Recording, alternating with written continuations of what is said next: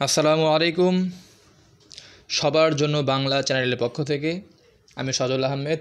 আজকে যে বিষয়টি নিয়ে আলোকপাত করব সেটি হচ্ছে বাঙালির ইতিহাস ও সংস্কৃতি অধ্যায়ের চতুর্থ পরিচ্ছেদ, বাঙালির নৃতাত্ত্বিক পরিচয় ও জাতি গঠন প্রক্রিয়া। তো আমি গত ক্লাসে আলোচনা করেছিলাম এর তৃতীয় পরিচ্ছেদ। সেখানে আলোচনা করা হয়েছিল বাঙালির প্রাগৈতিহাসিক পটভূমি। তো তারই ধারাবাহিকতায় আমাদের আজকে হচ্ছে এর পরের পরিচ্ছেদ, অর্থাৎ বাঙালির নৃতাত্ত্বিক পরিচয় ও জাতি গঠন প্রক্রিয়া সম্পর্কে আমরা জানব। এই যে আমাদের আলোচ্য বিষয়গুলো এখানে দেওয়া হয়েছে, এটি হচ্ছে ক্লাস নং 8। এর আগে আমি আরও 7টা ক্লাসে ইতিহাস এবং বাঙালির ইতিহাস, আমাদের যে বাংলা শব্দের বিবর্তন সহ আরও বিভিন্ন জিনিস আমি আলোচনা করেছি। তো আজকে আমরা আলোচনা করব হচ্ছে কয়েকটি বিষয়, সেগুলো নৃতত্ত্বের সংজ্ঞা ও পরিচিতি আমরা জানব, নৃতাত্ত্বিক পরিচয় নিরূপণের মূল যে উপাদানসমূহগুলো নিয়ে আমি আলোচনা করব, নৃতাত্ত্বিক পর্যায় ও লক্ষণ, ভারতের জনগোষ্ঠীর নৃতাত্ত্বিক পরিস্থিতি নিয়ে আলোচনা করব, বাঙালির নৃতাত্ত্বিক পরিচয় আমরা জানব, বাঙালির আদি পুরুষ আমরা জানব, বাঙালি নৃগোষ্ঠী গঠনের ঐতিহাসিক পটভূমি সম্পর্কে আমি আলোচনা করব, বাঙালির নৃতাত্ত্বিক বিশ্লেষণে নৃবিজ্ঞানীদের ভূমিকা সম্পর্কে আমি আলোচনা করব, বাঙালি নৃগোষ্ঠীর ভাষা, বাঙালি নৃগোষ্ঠীর দৈহিক ও মানস গঠন, তারপর হচ্ছে বসতি ও বসতভূমি মূল উপাদান, এরপর হচ্ছে বাঙালির নৃতাত্ত্বিক পরিচয়ের সার কথা। এগুলো নিয়ে আমি অতি সংক্ষেপে আলোচনা করব। তো আমি আলোচনায় চলে যাচ্ছি। প্রথমে আসতে হচ্ছে নৃতত্ত্বের সংজ্ঞা ও পরিচিতি। ইংরেজি অ্যানথ্রোপোলজি শব্দের বাংলা পরিভাষা হচ্ছে নৃতত্ত্ব। জীব হিসেবে মানুষ সম্পর্কিত বিদ্যা বা বিজ্ঞান হল নৃতত্ত্ব। নৃতত্ত্ব মানব নীতির দৈহিক, মনস্তাত্ত্বিক ও সাংস্কৃতিক সকল দিক নিয়ে চর্চা করে। মানুষের দেহের আকৃতি কিভাবে ধীরে ধীরে পরিবর্তন হলো, মানব জাতির মধ্যে কিভাবে বিভিন্ন শাখা প্রশাখা ও জাতির উদ্ভব হলো, কেন বিভিন্ন মানবগোষ্ঠীর বিভিন্ন শাখা আদি বাসভূমি ছেড়ে বিভিন্ন স্থানে গমনাগমন করলো, কেমন করে বিভিন্ন মানবগোষ্ঠীর সংমিশ্রণ ঘটল এবং কিভাবে মানুষের মন মানসিকতা ও সংস্কৃতির বিকাশ এবং বিবর্তন ঘটল, এসব বিষয় হচ্ছে এই নৃতত্ত্বের আলোচ্য বিষয়। তো মানুষের মস্তিষ্ক ও হাত যখন একই সঙ্গে কাজ করতে শুরু করে, তারপর থেকেই মানব প্রকৃতির মধ্যে এক মৌলিক পরিবর্তন সাধিত হয়। মানুষ পরিণত হয় হাতিয়ার ও বিভিন্ন যন্ত্র তৈরির প্রাণীরূপে। বর্বরতা ও আদি অবস্থার পরিবর্তে সূত্রপাত হয় সভ্যতার। আর এসব বিষয় আলোচিত হয় নৃতত্ত্বে। এক কথায় নৃতত্ত্ব বিভিন্ন নরগোষ্ঠী বা মানব প্রজাতি বিষয়ক বিজ্ঞান বা তত্ত্ব। তো আমরা প্রাথমিক যে পরিচিতি আমরা জানলাম যে নৃতত্ত্ব কি। তো নৃতাত্ত্বিক পরিচয় নিরূপণের মূল উপাদানসমূহ, এখানে প্রধানত 3টি বিষয়ের ওপর ভিত্তি করে এর বৈশিষ্ট্য নিরূপণের কথা বলা হয়েছে। একটি হচ্ছে প্রাচীনতম মানবের কঙ্কালাস্থি, অর্থাৎ প্রাচীনতম মানবের যে পাওয়া হাড় এবং কঙ্কাল বা অস্থি, সেগুলো হচ্ছে 1 নম্বর। দ্বিতীয়টি হচ্ছে জাতি ও উপজাতি সম্পর্কে প্রাচীন সাহিত্য ও ঐতিহাসিক নজির, এবং তৃতীয়টি হচ্ছে বর্তমান কালের জাতিগুলোর নৃতত্ত্বমূলক বৈজ্ঞানিক পরিমাপ। এ হচ্ছে আমাদের মূল উপাদানসমূহ। তো আমরা এখন নৃতাত্ত্বিক পর্যায় ও লক্ষণ সম্পর্কে সংক্ষেপে এটা আলোচনা করব। যে নৃতাত্ত্বিক পর্যায় হলো এমন একটি জনসমষ্টি যাদের জীবনকথা ও প্রাকৃতিক নির্বাচন সম্পর্কিত কতগুলো সুনির্দিষ্ট অবয়বগত মিল রয়েছে। অবয়বগত কোনো মিল থাকলে কোনো এক বিশেষ শ্রেণীর জনগোষ্ঠীর নৃতাত্ত্বিক পর্যায় নির্ণয় করা হয়। এ সম্পর্কে পণ্ডিতদের মধ্যে যদিও মতপার্থক্য রয়েছে, তারপরেও তারা কতগুলো নির্দিষ্ট লক্ষণ নির্ধারণ করেছেন। সেগুলো হচ্ছে মাথার চুলের বৈশিষ্ট্য ও রং, গায়ের রং, চোখের রং ও বৈশিষ্ট্য, দেহের দীর্ঘতা, মাথার আকার আকৃতি, মুখের গঠন, নাকের আকার ও শোণিত বর্গ বা রক্তের গ্রুপ। তো এগুলো দিয়ে আমাদের নৃতাত্ত্বিক পর্যায়ে নিরূপণ করা সম্ভব। তো আমি আর একটু বিস্তারিত আলোচনায় যাচ্ছি। মাথার চুল, বৈশিষ্ট্য ও রং। অর্থাৎ চুলের বৈশিষ্ট্যতার দিক থেকে চুলগুলোকে প্রধানত 3 শ্রেণীতে ভাগ করা হয়: সোজা চুল, কোকড়া চুল ও ঢেউ খেলানো চুল। কখনো কখনো পুরুষের রক্তের সংমিশ্রণে চুলের এই বাইরের বৈশিষ্ট্য বিলুপ্ত হয়ে যায়, তবে খণ্ডিত চুলকে অণুবীক্ষণ যন্ত্র দিয়ে পরীক্ষা করলে তার মৌলিক নৃতাত্ত্বিক পর্যায়গত বৈশিষ্ট্য আবারও প্রকাশিত হয়। আরেকটি হচ্ছে গায়ের রং। চোখের রং, চুলের রং ও গায়ের রঙের উপর ভিত্তি করে মানুষের নৃতাত্ত্বিক পরিচয় নির্ণয় করা হয়। তবে নৃতাত্ত্বিকগণ গায়ের রঙের উপরই বেশি জোর দিয়েছেন, যদিও দেখা গেছে কালো গায়ের রঙের সাথে কালো চুলের একটা সম্পর্ক রয়েছে। তবে কালো চুলের সঙ্গে কালো চোখের এরূপ কোনো বৈশিষ্ট্য এবং পারস্পরিক সাহচর্য সর্বত্র পরিলক্ষিত হয় না। সাধারণত গায়ের রং অনুসারে মানুষকে 3 শ্রেণীতে বিভক্ত করা হয়: ফর্সা বা সাদা, কালো এবং পীত রং। তো চোখের রং ও বৈশিষ্ট্য। চোখের রং ও বৈশিষ্ট্যের উপর ভিত্তি করে বাঙালির নৃতাত্ত্বিক পরিচয় নির্ণয় করা হয়। আরেকটি হচ্ছে দেহের দীর্ঘতা। দেহের দীর্ঘতা অনুসারে মানুষকে 5 ভাগে ভাগ করা যায়, যথা বামন, বেটে বা খর্বাকৃতি, মধ্যমাকৃতি বা মাঝারি এবং দীর্ঘ। আরেকটি হচ্ছে অতি দীর্ঘ। আরেকটি হচ্ছে মাথার আকার বা আকৃতি। নৃতাত্ত্বিক বৈশিষ্ট্যের নির্ণয়ের জন্য মানুষের মাথার আকার এবং সূচক, মানুষের মাথার যে আকার, এক সূচক সংখ্যা দ্বারা প্রকাশ করা হয়। এই সূচক সংখ্যাকে শির সূচক সংখ্যা বলে।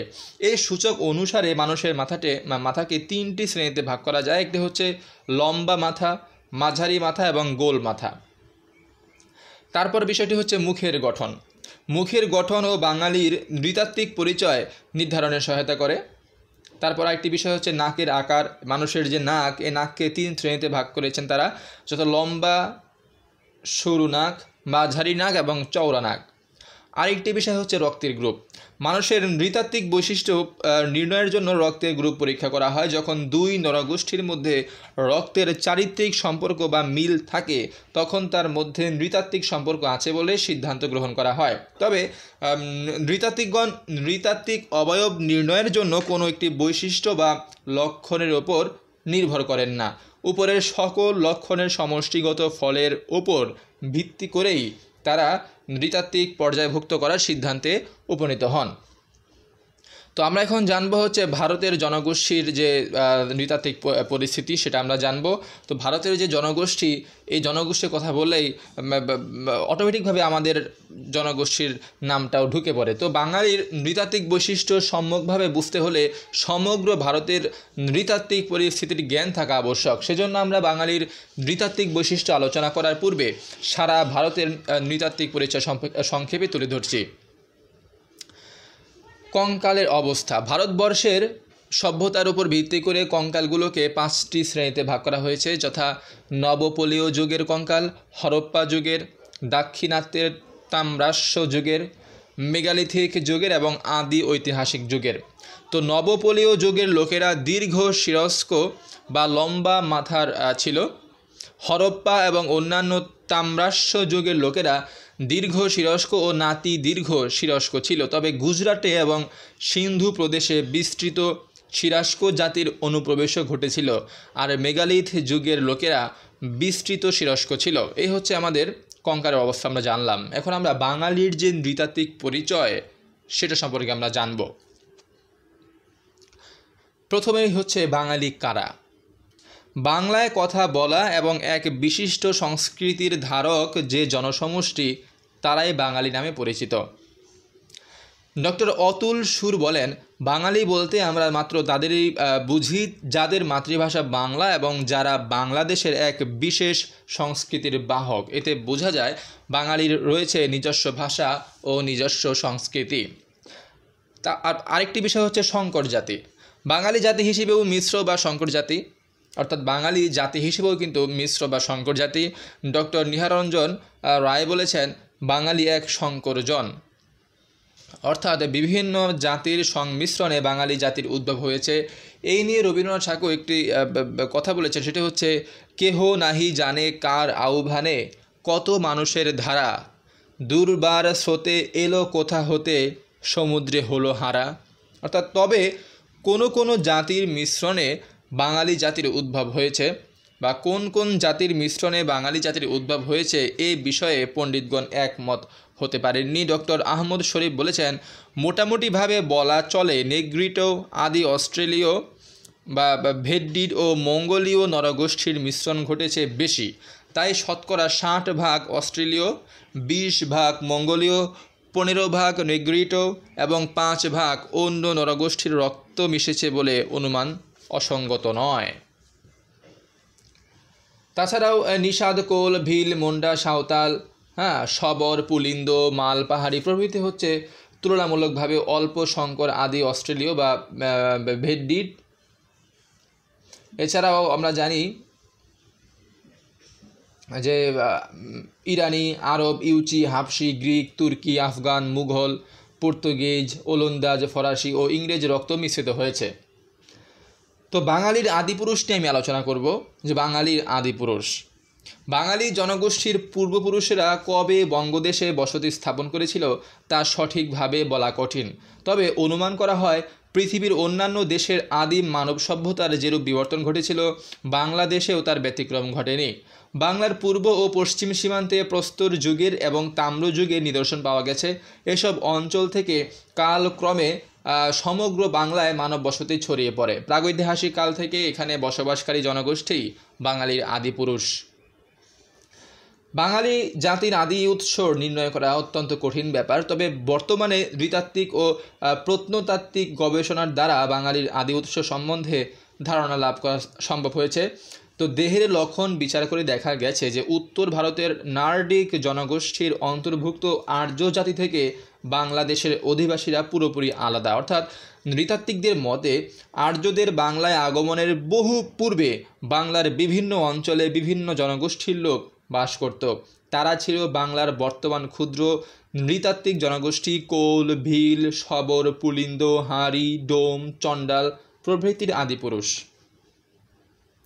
বাঙালির আদি পুরুষদের সম্পর্কে বর্ণনা আছে বৈদিক যুগ থেকে আরম্ভ করে বিভিন্ন মহাকাব্য এবং বৌদ্ধ জৈন সূত্রে। এসব উৎস থেকে জানা যায় বাঙালির পূর্বপুরুষরা ছিল অসুর, শ্লেষ এবং ব্রাত্য। বাংলার সঙ্গে অসুরদের সম্পর্কের কথা নানা স্থানে বর্ণিত আছে, তবে অসুররা অনার্য ছিল একথা নিশ্চিত করে বলা কঠিন। ঋগ্বেদে প্রধান দেবতাদের অসুর বলা হয়েছে। মহাভারতে অসুরদেরকে দেবতাদের জ্যেষ্ঠ ভ্রাতারূপে বর্ণনা করা হয়েছে।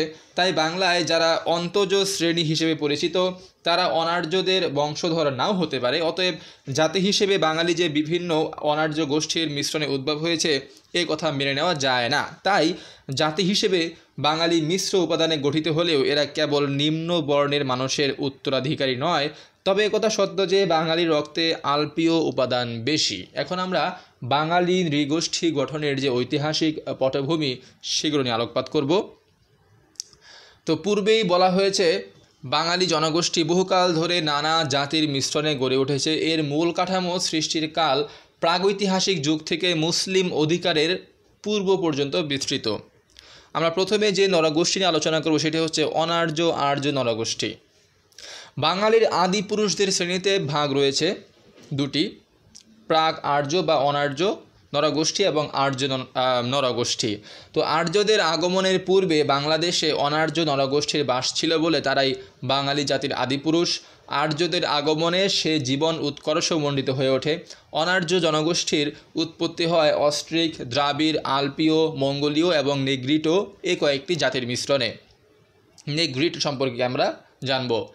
নৃতাত্ত্বিকদের মতে ভারত উপমহাদেশের নৃগোষ্ঠীর প্রথম স্তর হচ্ছে নেগ্রিটো।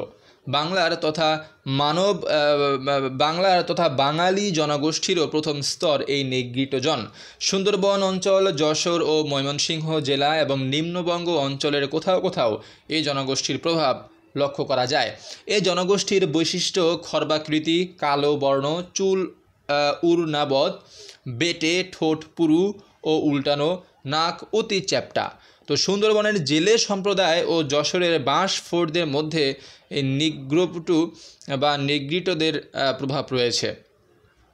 এরপর হচ্ছে অস্ট্রিক বা অস্ট্রালয়েড।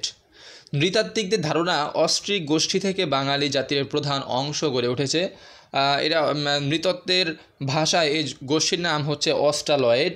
কেউ কেউ এদের অস্ট্রালও বলেন। এরা অস্ট্রিক ভাষী, এজন্য এদেরকে অস্ট্রিকও বলা হয়। অস্ট্রিকদেরকে নিষাদও বলা হয়। তো দৈহিক বৈশিষ্ট্যের দিক থেকে এদের মাথার গঠন অপেক্ষাকৃত কম লম্বা, নাক চওড়া, গায়ের রং মিশমিশে কালো, দেখতে বেটে খাটো কিংবা মধ্যমাকার। মহেঞ্জোদারোতে অস্ট্রিক নরমুণ্ড পাওয়া গেছে। তো অস্ট্রিক গোষ্ঠীর লোকেরা সম্ভবত 5-6 হাজার বছর আগে ইন্দো চীন থেকে এদেশে প্রবেশ করে। অস্ট্রিক গোষ্ঠীর রক্তধারার প্রভাব আরব, আফগানিস্তান, পূর্ব ভারতীয় দ্বীপপুঞ্জের অধিবাসী, ভারত উপমহাদেশের দক্ষিণ ও পূর্ব অঞ্চলের অধিবাসী, ইন্দো চীন ও অস্ট্রেলিয়া পর্যন্ত বিস্তৃত ছিল। তো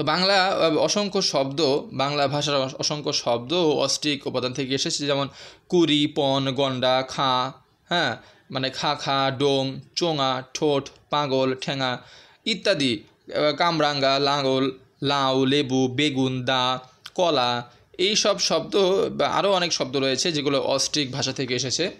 তো আরেকটি বিষয় হচ্ছে দ্রাবিড়। অস্ট্রিকদের মতে ভূমধ্য সাগরীয় অঞ্চল থেকে প্রায় 5000 বছর পূর্বে ভারতীয় উপমহাদেশ তথা বাংলাদেশে প্রবেশ করে এই দ্রাবিড় জনগোষ্ঠী। অস্ট্রিকদের পরে এরা আগমন করে। দ্রাবিড় কথা প্রথম ব্যবহার করেন রিজলে। দ্রাবিড়রা এদেশের আদি অধিবাসীদের অন্যতম। এরা সিন্ধু সভ্যতার প্রতিষ্ঠাতা হিসেবে সর্বাধিক প্রসিদ্ধ। এদের মাথা লম্বা, কান চওড়া ও উন্নত, চুল কালো বাদামি, গায়ের রং কালো থেকে বাদামি, উচ্চতা খাটো, ঠোঁট পুরু ও মুখগহ্বর বড়, মুখাবয়ব তীক্ষ্ণ ও সুস্পষ্ট।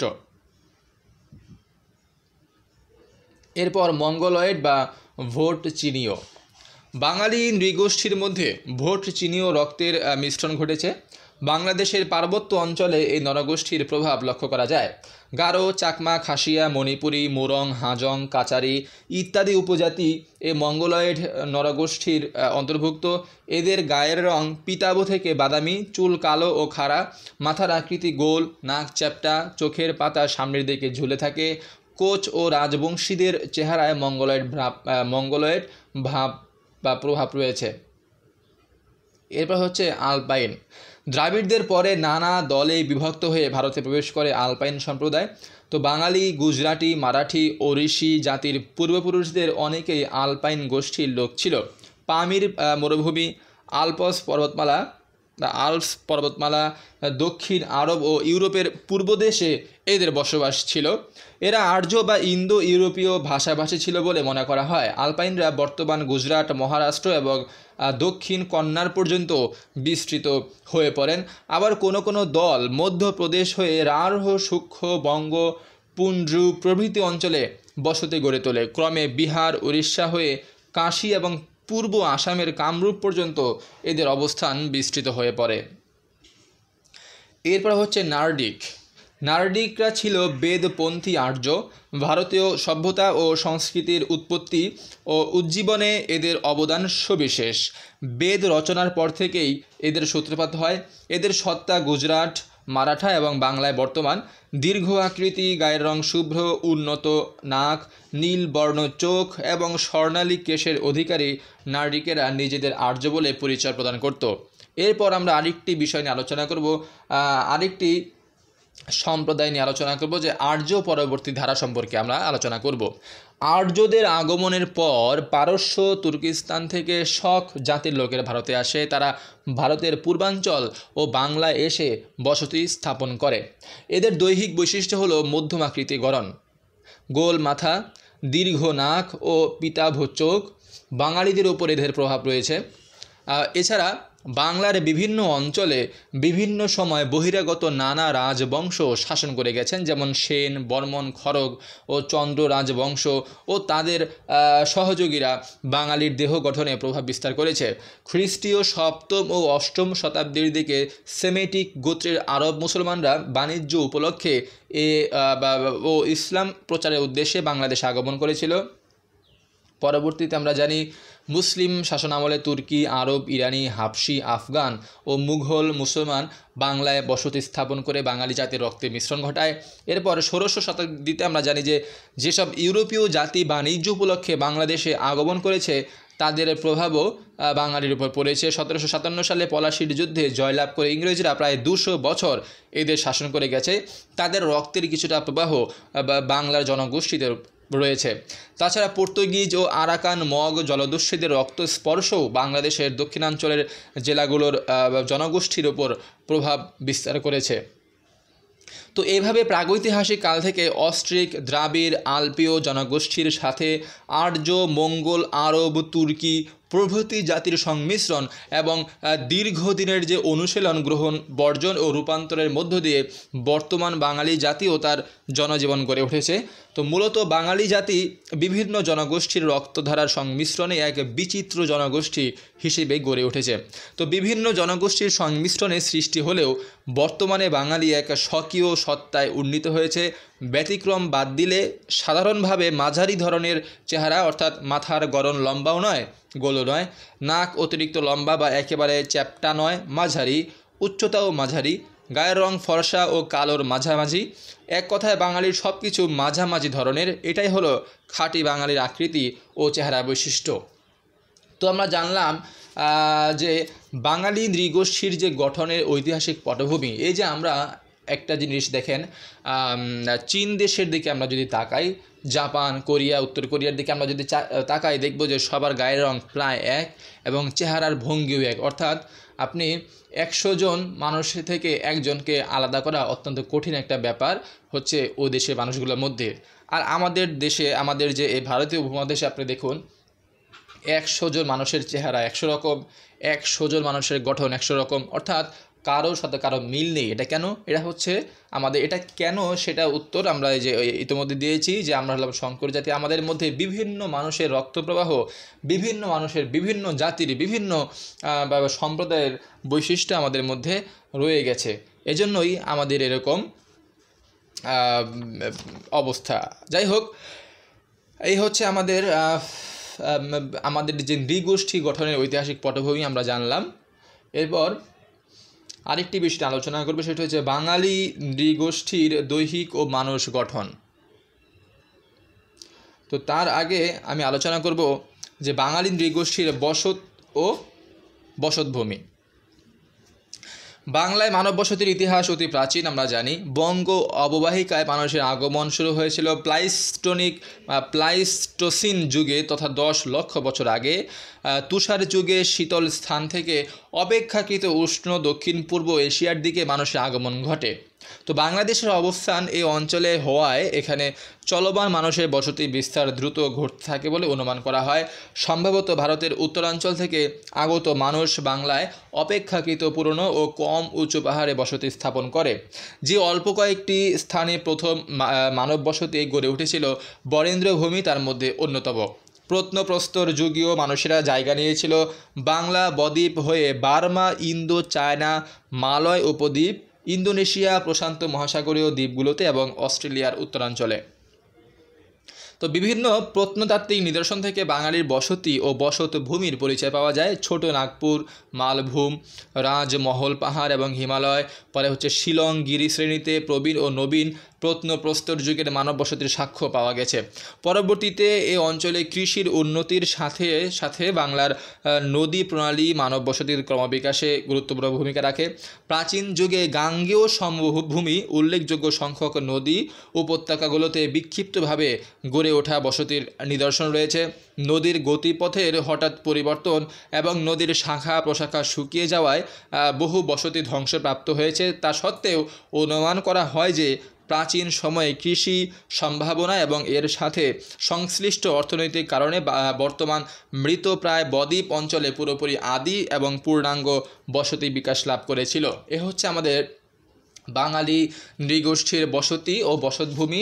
তো বাঙালি নৃগোষ্ঠীর দৈহিক ও মানস গঠন নিয়ে আমি একটু সংক্ষিপ্ত আলোচনা করব, যেটি হচ্ছে হাজার হাজার বছর ধরে গড়ে ওঠা বেশিরভাগ বাঙালির শারীরিক দৈর্ঘ্য হচ্ছে মাঝারি, মাথার গড়ন অনেকটা গোল, নাক খুব খারাপ আর চ্যাপ্টা নয়, গায়ের রং একেবারে কৃষ্ণ অথবা বা কালো নয়, মোটামুটি ফর্সা ও শ্যামলা।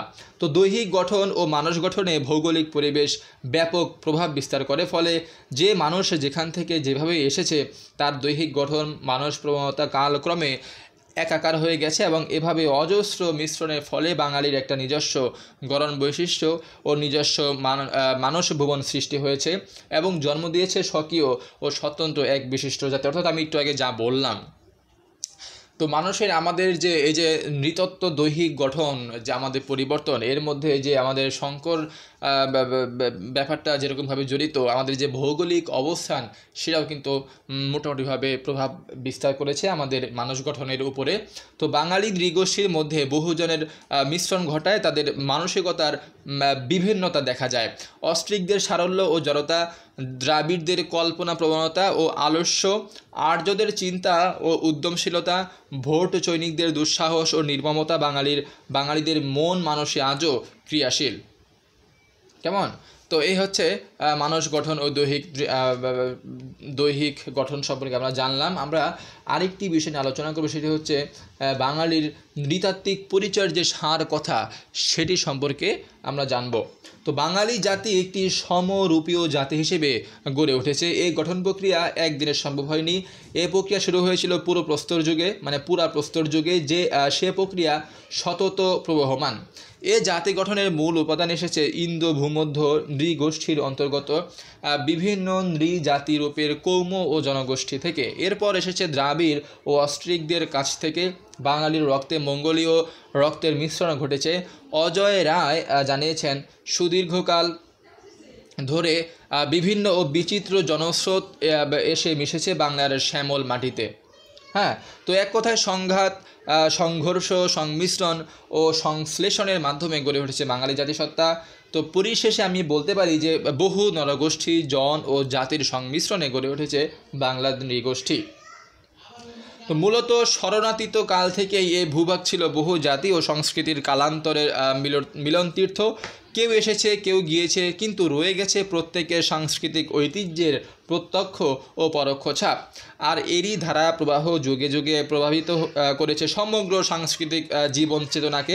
তা কৃষিকর্ম, শিল্প, পোশাক পরিচ্ছদ, লোকাচার, ভাষা, লিপি, শিল্প, ধর্ম, দর্শন, খাদ্য এবং নানা প্রকার জ্ঞান বিজ্ঞান ও শিল্পকলার মধ্যে সঞ্চারিত হয়েছে। এই হচ্ছে আমাদের চতুর্থ যে পরিচ্ছেদ ছিল বাঙালির নৃতাত্ত্বিক পরিচয় ও জাতি গঠন প্রক্রিয়া সম্পর্কে আমরা জানলাম। তো সংক্ষেপে আমরা জানলাম। তো আমরা এখন বলতে পারি যে বাঙালি জাতি সংকর জাতি কেন, বাঙালিদের যে নৃতাত্ত্বিক গঠন প্রক্রিয়া সেটা আমরা এখন জানি। তো এই হচ্ছে আমাদের এই পরিচ্ছেদ। আমরা পরবর্তী ক্লাসে পঞ্চম পরিচ্ছেদ আলোচনা করব সমাজ ও রাজনীতি নিয়ে। তো সেই পর্যন্ত আপনারা সবাই ভালো থাকুন, সুস্থ থাকুন, নিরাপদ থাকুন। আসসালামু আলাইকুম।